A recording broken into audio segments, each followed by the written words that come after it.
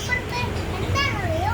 നാം കണ്ട ഭൂമിയിൽ ഈശോ ജനിച്ചിട്ടുള്ള ആഘോഷമാണ് ക്രിസ്മസ്.